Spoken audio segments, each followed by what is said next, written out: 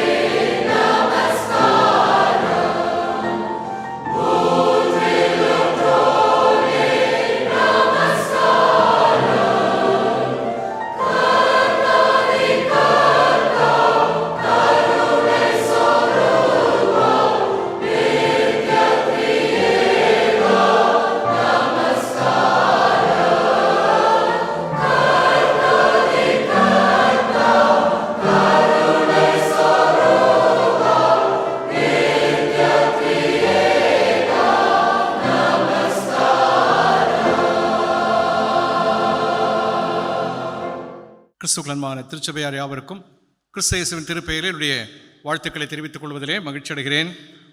கிறிஸ்தவ வாழ்விலே இன்றியமையாததும் எல்லா காலத்துக்கும் உரியதாகவும் தேவையுள்ளதாகவும் இருப்பது என்பது ஒன்றிப்பு, யூனிட்டி.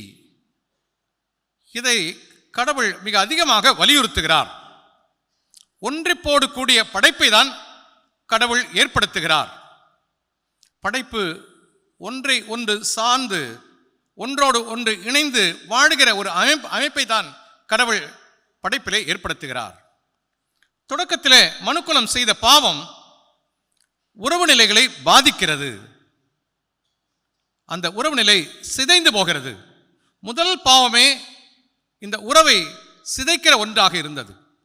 கடவுளுக்கும் மனுக்குலத்திற்கும் இடையே இருக்கின்ற உறவு அங்கே சிதைக்கப்பட்டது. கடவுள் மனிதன் இப்படித்தான் வாழ வேண்டும் என்கின்ற ஒரு நியமத்தை கொடுத்த பொழுது மனுக்குலம் அதை மீறினதினாலே அந்த உறவு சிதைக்கப்படுகிறது. எனவே பாவம் என்பது, கீழ்ப்படியாமை என்பது, கடவுளுக்கு விரோதமான சிந்தனை என்பது உறவை சிதைக்கிற ஒன்றாக நம்மால் காண முடிகிறது. முதலாவதாக கடவுளுக்கும் மனுக்குலத்திற்கும் இடையே இருக்கிற உறவு அங்கே சிதைக்கப்படுகிறது. இரண்டாவதாக மனிதனுக்கும் சக மனிதனுக்கும் இடையே இருக்கிற உறவு சிதைக்கப்படுகிறது. அந்த ஒரே பாவமே இதை செய்கிறது. ஆதாமே, நீ எங்கே இருக்கிறாய்? பாவம் அப்பாவி, கொடுத்ததை வாங்கி சாப்பிட்டான், அவள்தான்.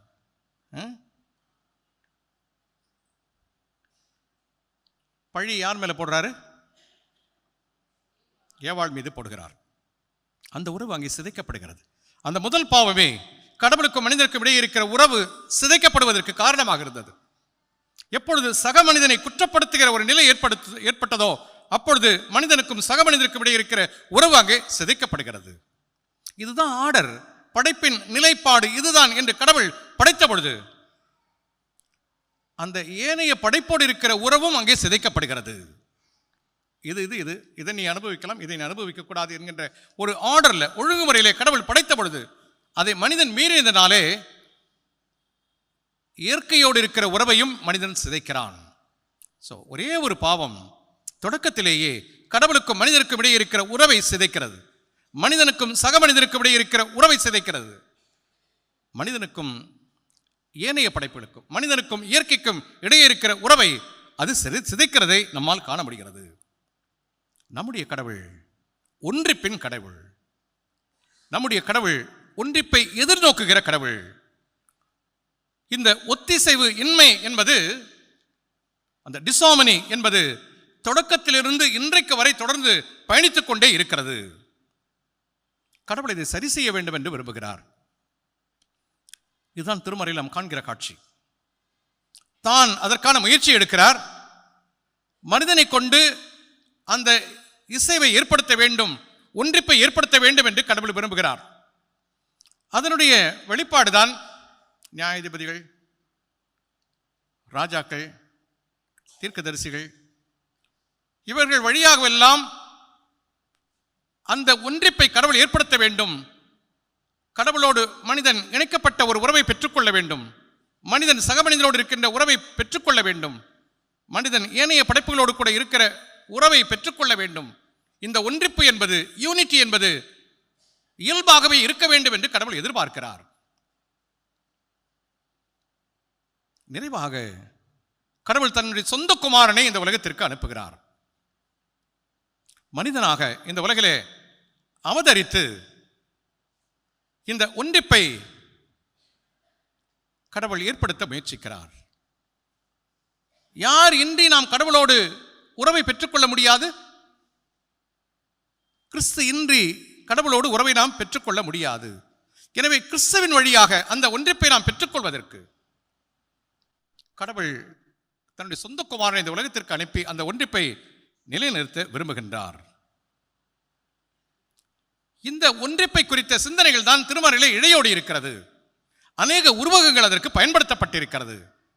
படைப்பாளர், படைப்புகள், பெற்றோர், பிள்ளைகள், மெய்ப்பன், மந்தை, திராட்சை செடி, கொடி. இந்த உருவகங்கள் திருமறையிலே தொடர்ந்து இருக்கிறதை நம்மால் காண முடிகிறது. எதை உணர்த்துகிறது என்று சொன்னால், இந்த ஒன்றிப்பு என்பது அவசியம். கடவுள் பார்வையிலே இந்த ஒன்றிப்பு என்பது அவசியம். அதை கடவுள் விரும்புகிறார் என்பதை மட்டும் மிக தெளிவாக நம்மால் உணர்ந்து கொள்ள முடிகிறது. கடவுளின் திருமைந்தன் இயேசு கிறிஸ்துவின் வழியாக நாம் கடவுளோடு ஒன்றிப்பு பெறுகிற வாய்ப்பை அடைகிறோம். இந்த வாய்ப்பை பயன்படுத்தி கடவுளோடு நாம் உறவை ஒன்றிப்பு செய்வது அவசியமான ஒன்று. மனிதர்களாகிய நாம் அநேக நேரங்களிலே அநேக காரியங்களை முன்வைத்து நமக்குள்ளே பல பிரிவினைகளை ஏற்படுத்திக் கொள்கின்றோம். கடவுள் அதை விரும்புவது கிடையாது, கடவுள் அதை அனுமதிப்பதும் கிடையாது. ஆனால் மனிதனாகவே அதை தன்னுடைய வாழ்விலே ஏற்படுத்திக் கொள்ளுகிறதை நாம் காணுகின்றோம். நான் ரொம்ப டீப்பாக உள்ள போல நமக்கு நல்லா தெரியும், இந்த உறவு சிதைவதற்கான எத்தனை காரணங்களை நாமே செய்து கொண்டிருக்கிறோம் என்பதெல்லாம் நாம் நன்கு அறிந்திருக்கிற ஒன்று. ஆனால் இன்றைக்குள்ள சிந்தனை அதை மட்டும் நான் உங்களுக்கு முன்பாக மிக சுருக்கமாக பகிர்ந்து கொள்ள விரும்புகின்றேன். இந்த திராட்சை செடியும் கொடியும் நமக்கு முன்வைக்கின்ற சிந்தனை அல்லது நமக்கு நினைப்பூட்டுகிற சத்தியம் என்னவென்று சொன்னால், முதலாவதாக கடவுளோடு உள்ள உறவிலே வளர்தல். கடவுளோடு உள்ள உறவிலே வளர்தல். யோவான் எழுதிய நற்செய்தி நூல் 15ஆம் அத்தியாயம் 1ஆம் வாக்கியத்திலே நாம் படிக்கிறோம், நான் மெய்யான திராட்சை செடி, என் பிதா திராட்சை தோட்டக்காரர். I am the true vine and my father is the vine dresser. உண்மையான திராட்சை செடி நானே, என் தந்தையே அதை நட்டு வளர்ப்பவர்.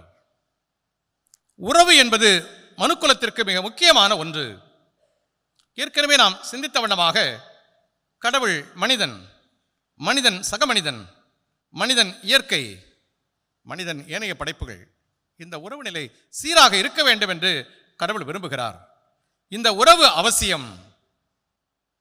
கடவுள் தான் தெரிந்து கொண்ட மக்களிடத்திலே, அவருடைய நீண்ட பயணத்திலே உறவு முறிந்த எத்தனையோ நிலைகள் திருமறையிலே சுட்டிக்காட்டப்பட்டிருக்கிறது.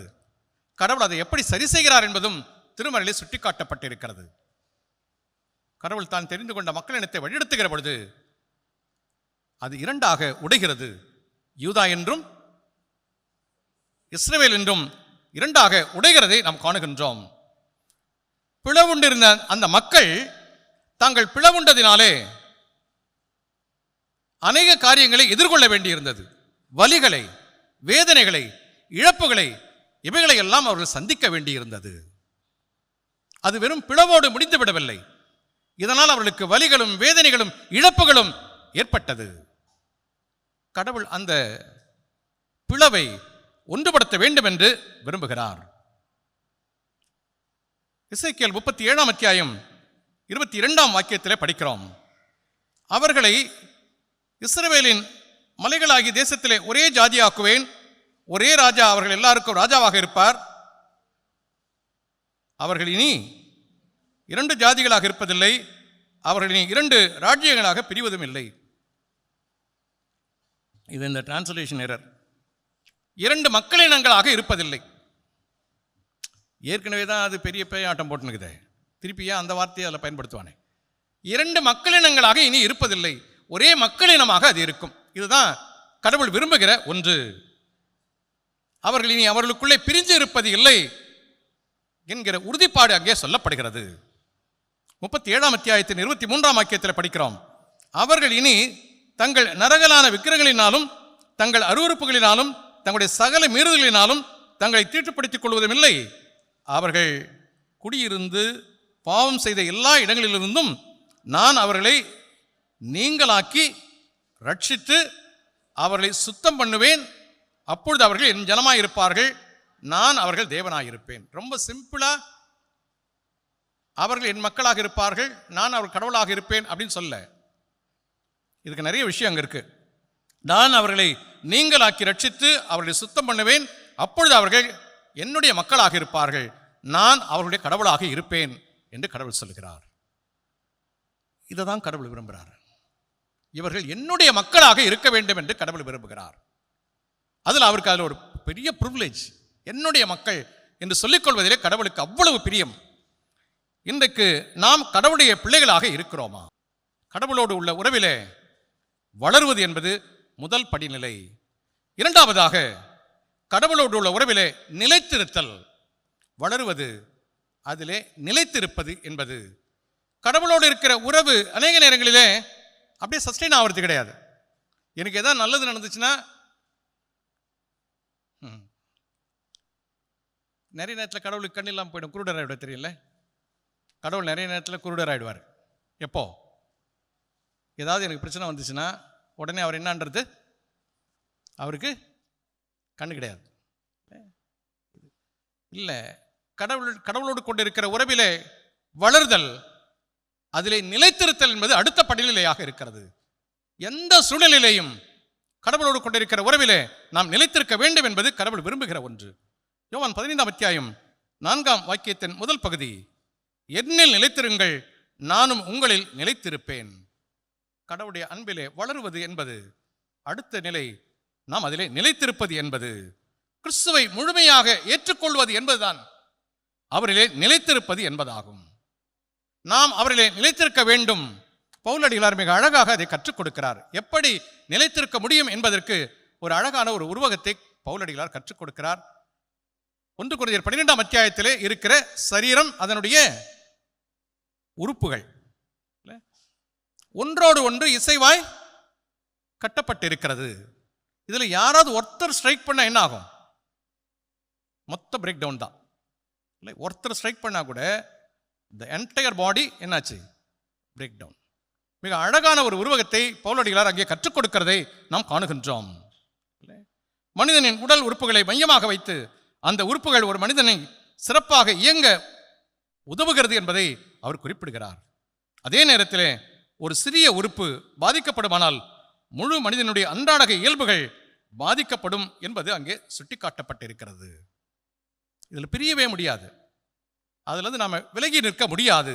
அதை தான் இங்கே நாம் பார்க்கிறோம். யோவான் 15ஆம் அத்தியாயம் 5ஆம் வாக்கியத்தினுடைய பிற்பகுதியிலே பார்க்கிறோம், என்னை இல்லாமல் உங்களால் ஒன்றும் செய்யக்கூடாது, ஒன்றும் செய்ய முடியாது. நாம் கடவுளோடு இருக்கிற உறவிலே வளர்வது மட்டுமல்ல, அதிலே நிலைத்திருக்க வேண்டும். இந்த நிலைத்திருக்கிற பொழுது எனக்கு என்ன ப்ரிவிலேஜ்லாம் கிடைக்குது? 15:7 படிக்கிறோம், நீங்கள் என்னிலும் என் வார்த்தைகள் உங்களிலும் நிலைத்திருந்தால் நீங்கள் கேட்டுக்கொள்வது எதுவாது உங்களுக்கு செய்யப்படும். இந்த நிலைத்திருந்தால் எனக்கு நான் கேட்டுக்கொள்வது எனக்கு கிடைக்கும். 15:9 பிதா என்னில் அன்பாயிருக்கிறது போல நானும் உங்களில் அன்பாயிருக்கிறேன், என்னுடைய அன்பிலே நிலைத்திருங்கள். கடவுளுடைய அன்பிலே நான் நிலைத்திருக்க முடியும். 15:11 என்னுடைய சந்தோஷம் உங்களில் நிலைத்திருக்கும்படிக்கும் உங்கள் சந்தோஷம் நிறைவாயிருக்கும்படிக்கும் இவைகளை உங்களுக்கு சொன்னேன். அந்த சந்தோஷத்தை என்னுடைய வாழ்விலே நான் பெற்றுக்கொள்ள முடியும். கடவுளோடு இருக்கிற உறவிலே வளர்தல், கடவுளோடு இருக்கிற உறவிலே நிலைத்திருத்தல். மூன்றாவதாக கடவுளோடு உள்ள உறவிலே கனி கொடுத்தல். 15ஆம் அத்தியாயம் 5ஆம் வாக்கியத்தை மீண்டும் படியுங்கள். வளர்ந்து நிலைத்திருந்த பொழுது என்னால் கனி கொடுக்க முடியும்.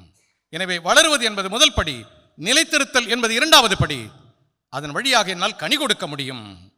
எனவே கடவுளோடு உள்ள உறவிலே நான் கனி கொடுக்க எதிர்பார்க்கப்படுகிறேன். கடவுள் நான் கனி கொடுக்க வேண்டும் என்று எதிர்பார்ப்பது நியாயமா, ஆசையா, பேராசையா? ஏசாயா 5ஆம் அத்தியாயம் படிங்க. ஏசாயா 5ஆம் அத்தியாயம் 4ஆம் வாக்கியம், நான் என் திராட்சை தோட்டத்திற்கு செய்யாத எந்த வேலையை அதற்கு நீ செய்யலாம்? அது நல்ல திராட்சை பழங்களை தரும் என்று நான் காத்திருக்க அது கசப்பான பழங்களை தந்தது என்ன? நான் செய்ய வேண்டிய எல்லாத்தையும் செஞ்சிட்டேன். நல்ல உயர்வான ஒரு மேட்டுப்பகுதி, நல்ல நிலம், பண்படுத்தினேன், பக்குவப்படுத்தினேன், உயர்தரமான திராட்சை செடியை கொண்டு வந்து நட்டினேன், செய்ய வேண்டிய எல்லாவற்றையும் செய்தேன். உட்காந்து எதிர்பார்த்துக்கிட்டு இருக்கேன் என்ன கிடைக்குன்னு, நல்ல கனிகள் கிடைக்கும் என்று. அது கசப்பான கனிகளை கொடுத்தது ஏன் என்பது கடவுள் எழுப்புகிற ஒரு கேள்வி. நான் அவரோடு கொண்டிருக்கிற உறவிலே வளர்ந்து நிலைத்திருப்பேன் என்று சொன்னால் என்னால் அவர் எதிர்பார்க்கிற நல்ல கனியை கொடுக்க முடியும். நான் அதிலே நிலைத்திராவிட்டால் என்னால் கனி கொடுக்க முடியாது. கடவுளுடைய அந்த எதிர்பார்ப்பு நியாயமான எதிர்பார்ப்பு. நாம் கனி கொடுக்க வேண்டும் என்கின்ற அந்த எதிர்பார்ப்பு கடவுளுடைய நியாயமான எதிர்பார்ப்பு. நீங்களும் நானும் அப்படி கடவுள் விரும்புகிற நல்ல கனிகளை கொடுக்கிறவர்களாக இருக்க வேண்டும். அந்த கனிகளால் நாம் அறியப்படுகிறோம். நான் அப்படி நல்ல கனிகளை கொடுக்க வேண்டும் என்று சொன்னால், நான் எதிலே வேர் கொண்டிருக்க வேண்டும் என்று சொன்னால், அவரிலேயும் அவருடைய வார்த்தைகளிலேயும் நான் நிலை கொண்டிருக்க வேண்டும். சாதாரணமா நல்ல ஃப்ரூட்ஸ் எனக்கு கிடைக்காது, நான் நல்ல கனிகளை கொடுக்க முடியாது. நான் அவரிலே வேரூன்றி இருக்க வேண்டும், அவருடைய வார்த்தைகளிலே வேரூன்றி இருக்க வேண்டும். எது தெரியாது, வெளியே வேர் தெரியாது. அது எனக்கும் கடவுளுக்கும் மட்டுமே உரிய ஒன்று. எது மட்டும்தான் தெரியும்? கனிகள் மட்டும் தான் தெரியும். இந்த கனிகள் சமுதாயத்தால் பார்க்கப்பட வேண்டும். அதற்கு நீங்களும் நானும் அவரிலேயும் அவருடைய வார்த்தையிலேயும் வேரூன்றி இருக்க வேண்டும். சிம்பிள். அப்படி வேரூன்றி இருக்கிற பொழுது என்னால் நல்ல கனிகளை கொடுக்க முடியும். அந்த கனிகளின் வழியாய் என்னுடைய தகப்பன் மகிமைப்படுவார். கிறிஸ்துவை என்னால் என்னுடைய வாழ்விலே பிரதிபலிக்க முடியும். கனி கொடுத்தால் சரி இல்லை, பைபிள் இருக்கு. நான் அவர் ரொம்ப இந்த கிரேஸில் தான் வண்டி ஓடினே இருக்குது. இப்படியே சொல்லுகிறாரு என்னன்ட்டு. இன்னும் ஒரு வருஷம் இருக்கட்டும். இந்த கிருபை தான் என்ன பண்ணுக்குது, நம்மள லத்தாஜிக்காக இருக்க வைக்கிது. இல்லை வச்சிருப்பான் கோடாரின்னு சொல்லிட்டு இருந்தாலும் முடிஞ்சு போயிட்டு இருக்கும். அவர் ரொம்ப இறக்க முடியவர். இன்னும் ஓராண்டு இருக்கட்டும் என்கிற அந்த கிரேஸ் தான். ரைட். எனக்கு அன்பானவர்களே, இந்த திராட்சை செடியிலே கொடியாக நாம் நிலைத்திருக்க வேண்டும் என்பது இந்த ஒன்றிப்பின் ஞாயிறில் நமக்கு நினைவூட்டப்படுகிற சத்தியம். கடவுளோடு கொண்டிருக்கிற உறவிலே வளர்தல், கடவுளோடு கொண்டிருக்கிற உறவிலே நிலைத்திருத்தல், கடவுளோடு கொண்டிருக்கிற உறவிலே கனி கொடுத்தல். கனி கொடுப்பது என்பது நான் அவரிலேயும் அவருடைய வார்த்தையிலேயும் வேரூன்றி இருக்கிற பொழுது சாத்தியம்.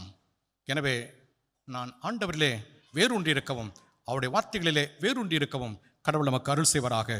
கண்களை மூடி தலைகளை தாழ்த்தி ஜெபிப்போம். அன்பின் நல்ல கடவுளே, இந்த சிறப்பான நாளுக்காக நன்றி சொல்கிறோம்.